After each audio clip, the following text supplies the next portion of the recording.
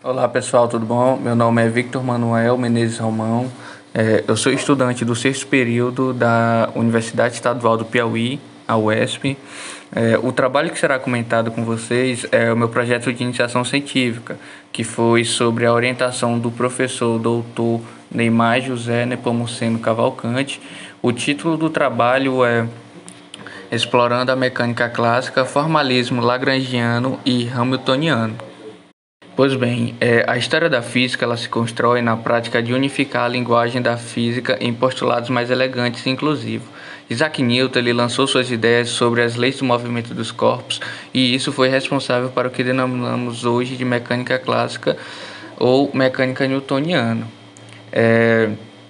Newton buscou explicar toda a dinâmica dos corpos nessas três leis fundamentais, né? Que a gente conhece como as três leis de Newton. No entanto, começaram a surgir empecilhos na aplicação de suas equações, né, pessoal, voltados para casos particulares, como alguns tipos de coordenadas e excesso algébrico, uma vez em que elas eram insatisfatórias em termos porque elas carregavam uma quantidade muito grande de coordenadas. Sendo assim, métodos foram propostos e estão contidos no formalismo lagrangiano e hamiltoniano, pois são uma formulação mais abrangente que a de Isaac, posto que sua flexibilidade ela é mais viável na manipulação de diversos tipos de coordenadas. A ideia central da mecânica lagrangiana é constituída a partir da simplicidade na resolução de problemas. Ela necessita apenas de suas derivadas em relação ao tempo, coordenadas generalizadas e do próprio tempo. Enquanto a mecânica hamiltoniana pode ser explicada, segundo Pierre de Fermat, como para só um instante, para todas as possíveis trajetórias ao longo das quais o sistema dinâmico pode se mover de um ponto para outro dentro de um intervalo de tempo específico, a real trajetória seguida é a que minimiza a integral de tempo da diferença entre as energias cinética e potencial. Eu vou explicar mais abertamente cada uma desses formalismos, tá bom? Só um instante. E pessoal, antes de falarmos dos dois formalismos, eu só queria informar que o objetivo geral do nosso trabalho aqui foi estudar primeiramente o formalismo lagrangiano da mecânica clássica a partir do uso das concepções matemáticas advindas, né, do cálculo variacional.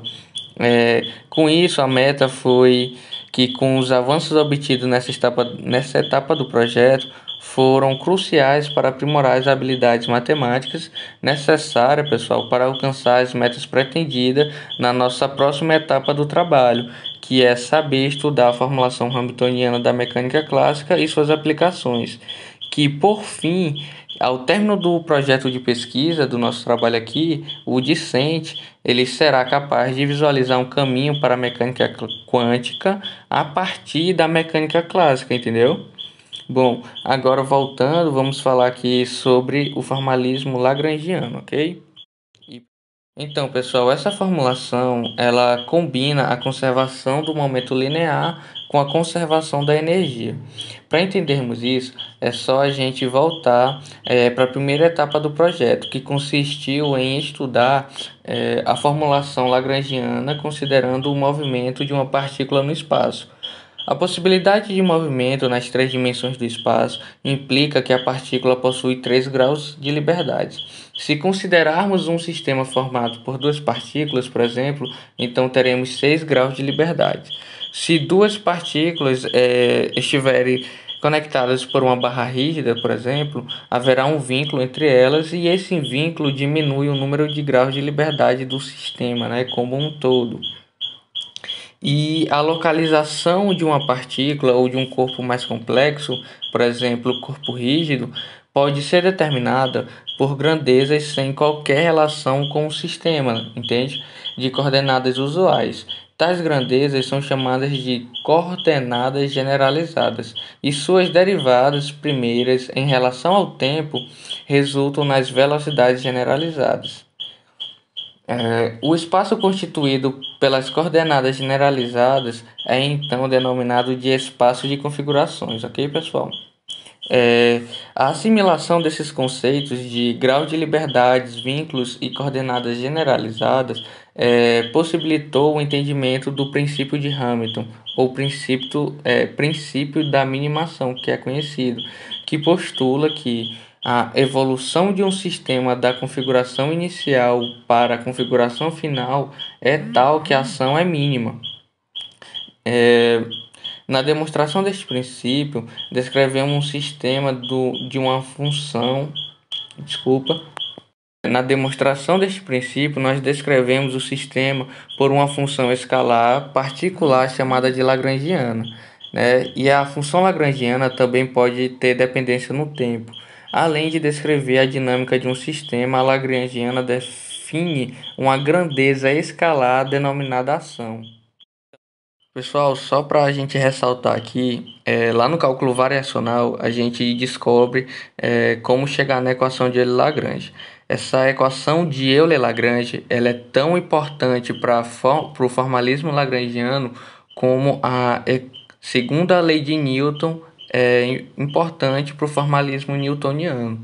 Também é bom dizer que não há nenhum problema resolvido na mecânica newtoniana que não possa ser resolvido pelo formalismo lagrangiano.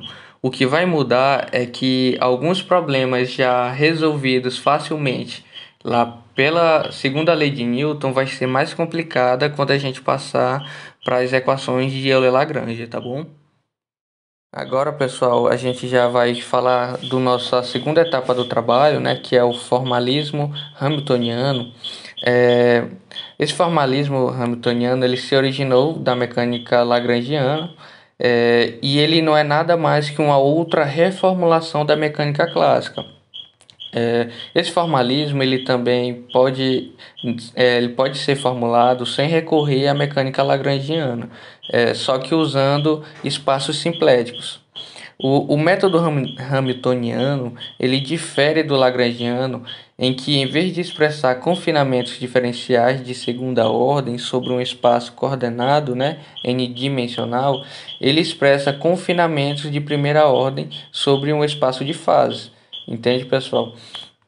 Esse princípio também ele parte logo do princípio de Hamilton e ele vai utilizar as equações de Hamilton para explicar uma evolução temporal de um dado sistema físico. A construção teórica deste formalismo parte da função hamiltoniana, sendo que neste caso as variáveis independentes passam a ser a Q, P e T, entende? E essas equações de Hamilton elas podem ser obtidas da seguinte forma: primeiro, usando o princípio de Hamilton, ou segundo, usando a equação de Euler-Lagrange. Como eu falei antes, a gente pode partir dos espaços simpléticos, caso a gente não queira usar Lagrange, e caso a gente queira usar a equação de Euler-Lagrange, a gente também encontra as equações de Hamilton. E pessoal, como eu falei antes, o formalismo hamiltoniano ele é uma reformulação da mecânica clássica, ou seja, os resultados obtidos tanto na newtoniana como na lagrangiana serão os mesmos também obtidos pela hamiltoniana. O que difere é que em alguns casos será mais fácil usar a newtoniana, outros casos serão mais fácil usar a lagrangiana, mas serão os mesmos resultados. Por fim, pessoal, a compreensão desses formalismos será uma passagem mais fácil para a mecânica quântica, vai se tornar de uma forma mais satisfatória a compreensão lá.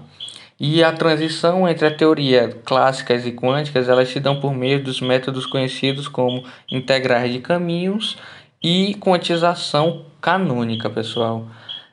Eu espero ter ajudado vocês e tenham um ótimo dia e uma ótima semana.